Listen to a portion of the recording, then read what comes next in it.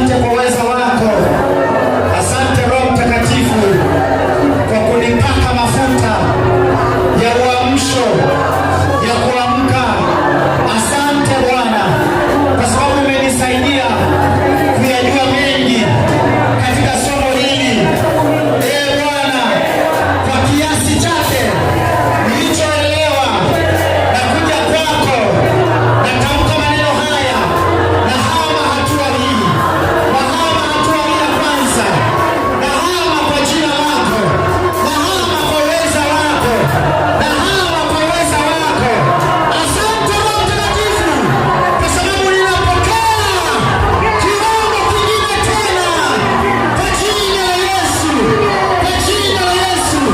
Karibu Roho Mtakatifu, karibu Roho Mtakatifu, nipate mafuta ya kiwango kingine tena katika jina la Yesu.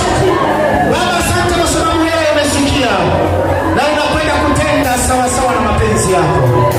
Mkono wako yenye nguvu na uweza wako ukawe juu yetu, ukatusaidie, ukatutetee, ukatupigania na kutuongoza katika jina la Yesu. Amen.